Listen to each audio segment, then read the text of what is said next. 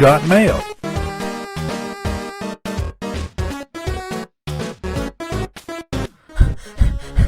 Dis, t'aurais pas une carte du Mali? Si, j'ai bien celle-là, à la limite. Tiens, c'est un atlas catalan du XIVe siècle. L'une des cartes les plus célèbres. Comment elle s'est retrouvée là d'ailleurs? Ouais, ça fera l'affaire. 早上好，中国！现在我有冰淇淋。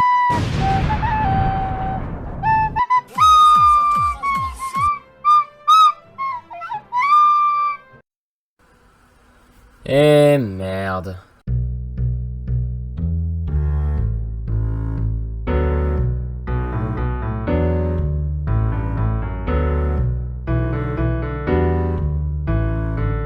Salutations, je suis archiveman branché. Eh bien, je vous présente René, mon stagiaire.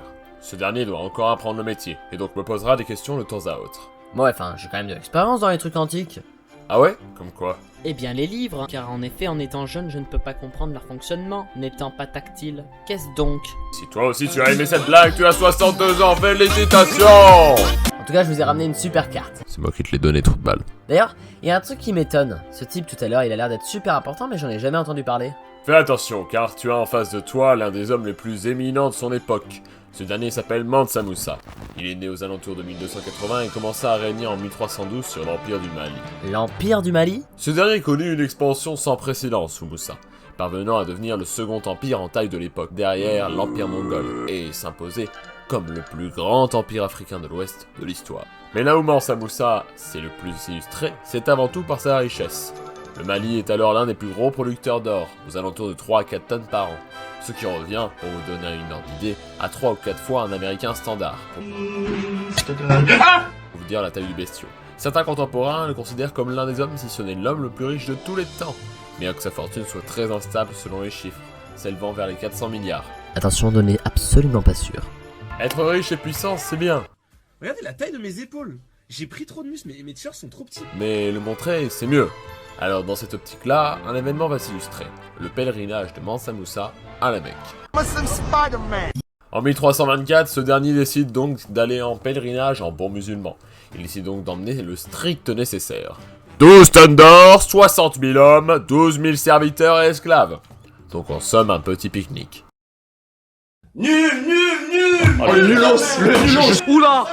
Et pour montrer à tout le monde qu'il kiffe vraiment sa foi, tous les vendredis, il construit une mosquée là où il se trouve, pendant que toi tu galères à construire un pont sur Minecraft. J'en ai rien à foutre. Sur le chemin du pèlerinage, il avait tellement d'argent qu'il se permettait d'en balancer à tout bout de champ, jusqu'à une dévaluation de la monnaie mameloukienne, où se trouve la Mecque, et des métaux durs comme l'or.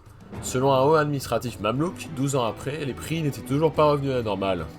Et c'est aussi illustré par bien d'autres aspects, en transformant sa capitale, Tombouctou, en véritable bourg commercial, attirant des marchands vénitiens et génois, en lançant une grande réforme administrative pour correspondre aux multitudes de cultures présentes dans leur population. Culturellement, en devenant mécénat, c'est-à-dire donner de la thune pour de l'art. Religieusement, en établissant de nombreuses mosquées, permettant une plus grande conversion de l'Afrique de l'Ouest. Et aussi, diplomatiquement, entretenant des relations avec la Tunisie, le Maroc, le Portugal, devenant ainsi le seul pays capable de parler à un mur. Au final, Mansa Moussa est un grand dirigeant, si ce n'est l'un des plus grands de notre histoire. Et pourtant, on ne le connaît que très peu, car de fait, les sources manquent. Sur les chiffres du pèlerinage, par exemple, de nombreuses sources se contredisent. La plupart des témoignages provenaient d'habitants ou de voyageurs dans cette région. Cependant, l'on ne peut mettre en doute la richesse et la puissance de ce roi des rois. Sa légende s'est inscrite lors de son pèlerinage, et c'est pourquoi l'on le retrouve sur l'atlas catalan que je t'ai passé. Il est et restera un symbole d'un gouvernement à la bonne fortune. Voilà, c'est la fin de cette archive. Mais vous savez, il nous en reste plein d'autres à parcourir. Et mon prince malien par mail me demandant ma carte bleue? Plus tard, René.